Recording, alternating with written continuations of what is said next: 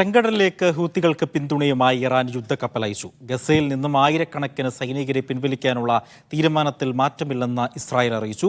ഗസയിൽ കൊല്ലപ്പെട്ടവരുടെ എണ്ണം 22,000 കവിഞ്ഞു. നെതന്യാഹു സർക്കാരിന്റെ വിവാദ ജുഡീഷ്യറി പരിഷ്കരണ നിയമം ഇസ്രായേൽ സുപ്രീം കോടതി റദ്ദാക്കി. കൂടുതൽ വിവരങ്ങളുമായി ന്യൂസ് ഡെസ്കിൽ നിന്നും ബി കെ സുഹേൽ ചേരുകയാണ്. ബി കെ സുഹേൽ, കൂടുതൽ വിവരങ്ങൾ എന്താണ് ഗസയിൽ നിന്നും നൽകാനുള്ളത്? ഇപ്പോൾ ഫലസ്തീനിലെ യുദ്ധം അതിൻ്റെ ഏറ്റവും പ്രധാനപ്പെട്ട ഒരു കേന്ദ്രമായി ചെങ്കടൽ മാറുന്നു എന്നുള്ളതാണ് ഏറ്റവും ശ്രദ്ധേയമായ കാര്യം. ചെങ്കടലിലേക്ക് ഹൂത്തികൾക്ക് പിന്തുണയുമായി ഇറാന്റെ യുദ്ധക്കപ്പൽ എത്തിയിരിക്കുകയാണ്. കഴിഞ്ഞ ദിവസം ഹൂത്തികൾക്കെതിരെ അമേരിക്കയുടെ വലിയൊരു ആക്രമണം നടത്തിയിരുന്നു. ചെങ്കടലിലുള്ള ഹൂത്തികളുടെ 3 ബോട്ടുകൾ അമേരിക്ക മുക്കിക്കളഞ്ഞിരുന്നു. 10 പേർ ഇതിൽ കൊല്ലപ്പെട്ടിരുന്നു. ഇത് ഹൂത്തികൾ തന്നെ സ്ഥിരീകരിക്കുകയും അതിനുശേഷം പിന്തുണ തേടി ഇറാനെ സമീപിക്കുകയും ചെയ്തിരുന്നു. ഹൂത്തികൾ നേരിട്ട് ടെഹ്റാനിലെത്തിയായിരുന്നു ഇറാൻ നേതാക്കളുമായി സംസാരിച്ചത്. അതിൻ്റെ പശ്ചാത്തലത്തിലാണ് ഹൂത്തികൾക്ക് സഹായവുമായി ഇറാൻ നേരിട്ട് ഇടപെടുന്നതിൻ്റെ ഭാഗമായി ഈ യുദ്ധക്കപ്പൽ ഈ ചെങ്കടലിലേക്ക് അയച്ചിരിക്കുന്നത്.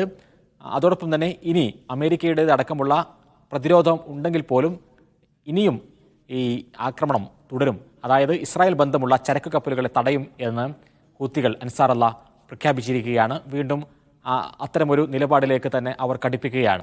അതോടൊപ്പം ഗസയിലേക്ക് വരികയാണെങ്കിൽ അവിടെ മരണസംഖ്യ ഔദ്യോഗികമായി 22,000 കടന്നു. അതോടൊപ്പം തന്നെ ബിൽഡിങ്ങുകൾക്കിടയിൽ കുടുങ്ങിക്കിടക്കുന്നവരുടെ എണ്ണം 7,000-ന് മുകളിലാണ്. അതുൾപ്പെടാതെയാണ് 22,000 ആളുകൾ മരിച്ചിരിക്കുന്നത്. കഴിഞ്ഞ ദിവസങ്ങളിലെല്ലാം തന്നെ ഒരാഴ്ചക്കാലയളവിൽ വലിയ ആക്രമണങ്ങളാണ് ഇസ്രായേൽ നടത്തിയത്. തെക്കൻ ഗസ യുദ്ധത്തിൻ്റെ ഏറ്റവും പ്രധാനപ്പെട്ട കേന്ദ്രമായി മാറുന്നു. ഓരോ 24 മണിക്കൂറിലും ഏറ്റവും ചുരുങ്ങിയത് 100 പേരെങ്കിലും ഗസയിൽ കൊല്ലപ്പെടുന്നുണ്ട്. ഹമാസും പ്രതിരോധം ശക്തമാക്കുകയാണ്. അൽ ഖസാം ബ്രിഗേഡിൻ്റെ ഔദ്യോഗികമായുള്ള പ്രസ്താവന അല്പസമയം മുമ്പ് വന്നു. അവർ പറയുന്നത് തങ്ങളുടെ തിരിച്ചടി ശക്തമാണ് എന്നാണ്. 16-ലധികം അധിനിവേശ സൈനികരെ ഇസ്രായേൽ സൈനികരെ കൊലപ്പെടുത്തിയെന്ന് ഹമാസ് അവകാശപ്പെടുന്നു. അതോടൊപ്പം തന്നെ 70-ലധികം സൈനിക വാഹനങ്ങളെ തകർത്തു എന്നും അൽ ഖസാം ബ്രിഗേഡിൻ്റെ വാർത്താക്കുറിപ്പിൽ പറയുന്നുണ്ട്. ഇസ്രായേലിലേക്ക് വരികയാണെങ്കിൽ നെതന്യാഹുവിനെതിരെ അതിശക്തമായ പ്രതിഷേധം അവിടെ അലയടിക്കുന്നു. അതിനു പുറമെയാണ് ഇപ്പോൾ കോടതി കൂടി നെതന്യാഹുവിനെ കൈവിട്ടിരിക്കുന്നത്. ഈ നെതന്യാഹു അടക്കമുള്ള നിരവധി പേർ കേസുകളിൽ കുടുങ്ങിക്കിടക്കുകയാണ്.